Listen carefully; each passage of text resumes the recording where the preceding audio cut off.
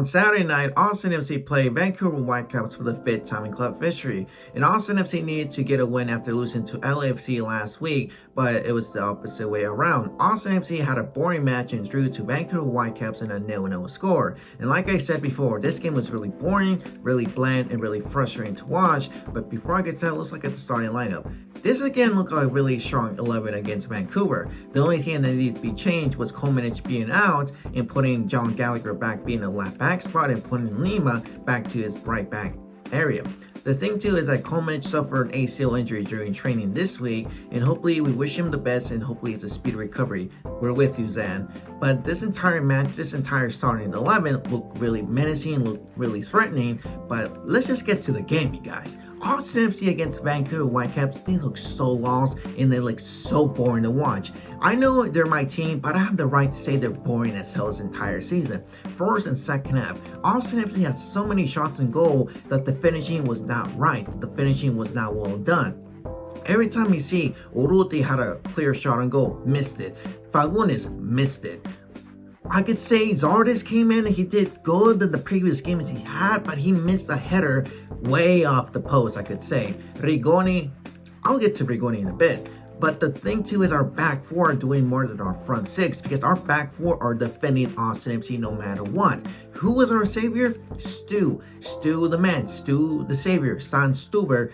Entire match had some crucial saves against Vancouver that made him keep the clean sheet. If it wasn't for Stu, we would have been down by 2 or 3 goals. At least one we can make, but still, our back four, Gallagher doing everything he does. You know, he's like that movie title, Everywhere, Everything, All at Once. That's Gallagher for you. He had the ball, good dribbling, good passing, but it was just enough for our front six to do something. Lima, good and bad moments. He was okay against Vancouver. It wasn't fair he got that yellow card though. Our temporary center back, Alex Ring and the Bison, had a good match. They also maintained that nil score for Whitecaps. But our front six, let's talk about that. Our front six looks so lost entire season. What is going on with the front six? What exactly is happening to our main guy, Driussi? After getting the bag, after being MVP finalist and getting number 10 for Austin FC, he looks lost the entire time. We thought he's going to be the same player follow up to 2022 to this season and live up to his expectations. No, in the 8 games or 9 games now, or I don't know how many games we're in, he's only scored 1 goal and no assist. And we thought Driussi is a midfield player. Midfield players don't do a lot of work, and that's why he's there. But no, the thing too is that Wolf has Driussi in a place he's not used to. We like to see Driussi in the left side with Fagundes in either or John Gallagher, because in this game against Vancouver, I did see a lot of, Driussi being in that area roaming around with Fagundes. Mostly those two like to link up great, but no, it wasn't the same anymore. Urruti got the start again. He had some good moments, I could say. Some finishing wasn't. He had some 2 shots on goal, but it wasn't great.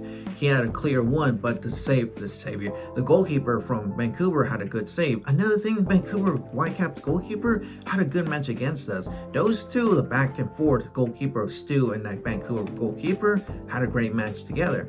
Let's talk about Rigoni. Rigoni, our recent DP. The man who got the bag, the man who Driussi trusted on and say, this is the guy for us who can replace that area in the right wing spot. Dude, this game and entire match against the Whitecaps, Rigoni looked lost. Rigoni had some countless crossing, countless dribbling that he was not good at it. Who the hell comes in for him? Ronnie Redis, our first ever DP signing. Tell me, who looked more threatening in this last 10 minutes in that area? Rigoni or Redis? Ronnie Redis looks so much better than Rigoni, because Redis, even though we make fun of him, I'm the one who likes to make fun of him, so guilty is charged on me. He looked fucking fast. He looked fucking menacing. Every time with the ball, every time, dribbling on point, passing good, crossing was better. He crossed the ball to a potential goal for Zardes. Zardes missed the header in the goal, but still, Redis should get a start, I could say. That's a hot take on my point of view. But Rigoni should start on the bench. He's not it for us. He's probably not living up to expectations, but it's still more games to go. We're like, what, 8-9 games left now in the season. We got like 25 to go. But Redis, I gave him the flowers. He put up a good show against Whitecaps. It was, if we could have seen Redis more like 20 minutes, he could have done more than Rigoni, but we don't know. One thing I could say, Jared Stroud scored against St. Louis in a 5-1 win to Cincinnati. The thing too, Jared Stroud has what, 3-4 goals with St. Louis? Half of the goals as Austin FC has, which we have what, 6 or 7? I know it's a hot take to say this, but Jared Stroud is doing more than Rigoni, and Austin FC should have never ever let him go. But that's my point of view. Now look at Josh Wolf. We're in 10th place. Josh Wolf said in press conference that he knew that 0-0 was a really disappointing score because to us it's a loss, but to Vancouver it's a win for them, and that they want to be level-headed.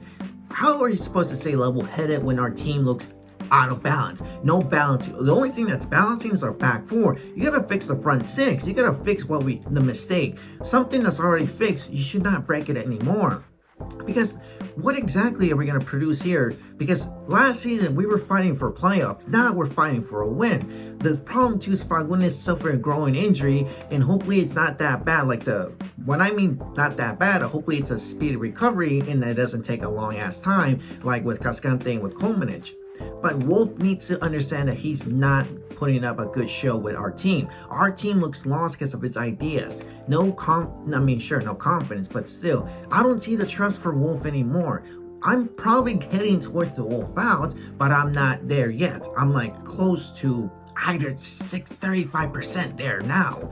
But I don't know what Wolf is going to make for the game against LA Galaxy, because LA Galaxy right now are under the bus because they're trying to, their riot is being made.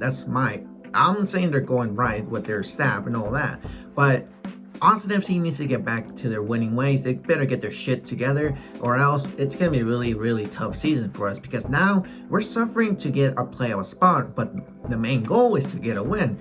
But I don't know what's going to happen. Austin FC draws to Vancouver Whitecaps, who they had a midweek game against LAFC, which they knocked them out in the CCL. So they get a free point, we get a loss, 2 lost points. But again, Austin FC looks lost, looks boring, and look bland, that nothing fun about it is happening anymore. But anyways, you guys, my name is VanillaMexican17. I hope you understood that mini rant, and hopefully it's understandable because I just went on a ramble. But still, I'll be back here for the LA Galaxy preview match. But for the meantime, stay hydrated, and I'll catch you guys on the next one.